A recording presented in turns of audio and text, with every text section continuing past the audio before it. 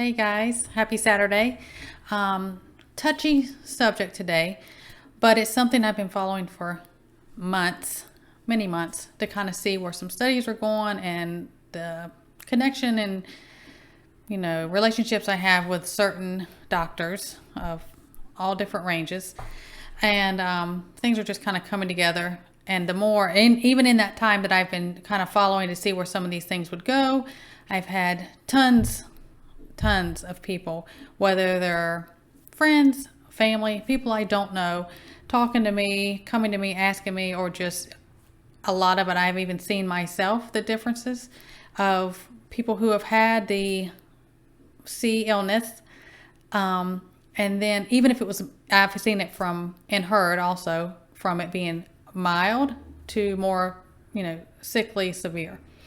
And then for a while afterwards, or it starts a little bit after the recovery, kind of the post-C, people are just not themselves. Now, I'm not talking about the long haulers who are I just cannot, I'm still fatigued. I still have a cough. I still kind of feel like I have these lingering cold-like symptoms. That's not what I'm talking about here.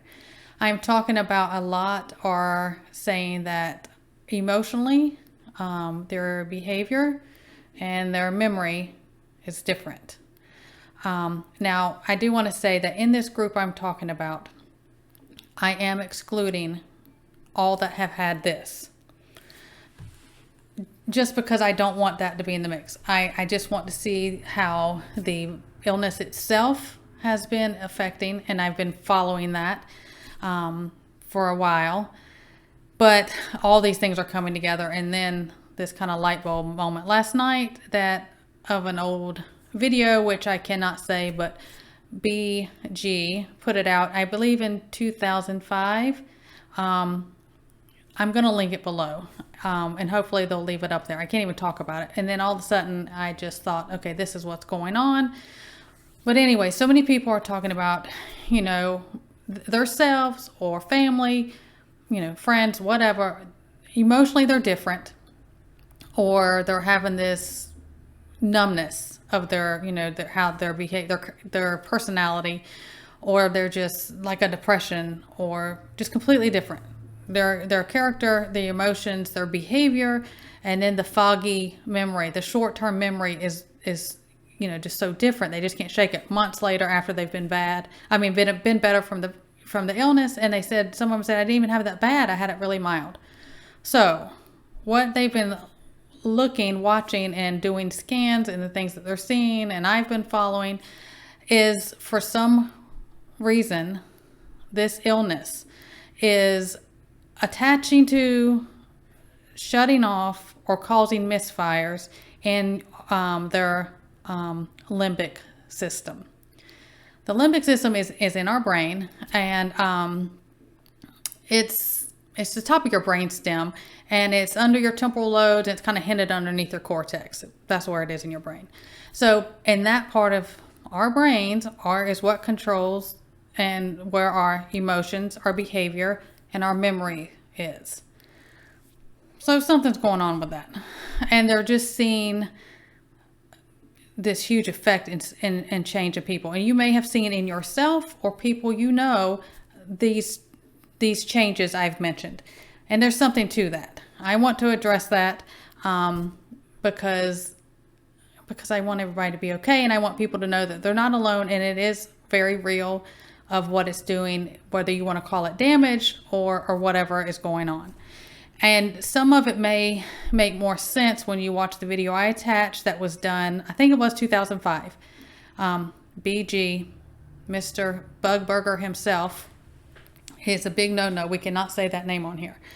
On something that they were making, whether it was an illness or a jab that was going to do this very thing that's going on, for a reason that they said was to kind of mellow people out, is the best I can say without getting in trouble on here. And so with that, obviously I'm not here to argue, but you're going to have to come down the rabbit hole a little bit with me, my belief, my opinion is this was created for a purpose, for an agenda. This illness was. And that's about as far as I'm going to go with that on here, because but to do a very detailed jobs, I think they just made it very smart. And my angle of it is, if you are having these things, or your family's having any of these symptoms or anything else, I'm going to give you some things to try to help the limbic system. Now, because, if there's different things on why people, way before the C virus came around, that people's limbic system got, people could get like encephalitis or different things, and it would affect that. So I'm just going to give you information I know that helps that system for other, causes, to help if you're having any of this, to help yourself in that area. I have to be very careful what I say, guys. I'm so sorry. I can't go into more detail. But okay, so I've made some lists on like things you can eat, the vitamins and herbs you want to make sure you get. And then there's a big thing. I don't do essential oils. I wish I could. I'm so sensitive. I wish I could do essential oils. I cannot. So if you know somebody who does, or is really good about, the knowledge or sells essential oils, please get with them. I know Appalachian PIA, I believe she sells and knows more about it. So you may want to hit her up about it. But I know aromatherapy is one of the big things that is used for when people's limbic system is messed up, for whatever the reason is. Different aromatherapies, look up aromatherapy, and one of the ones they use is stuff with essential oils. So number one, aromatherapy, because it kind of rewires, wakes that up again to help.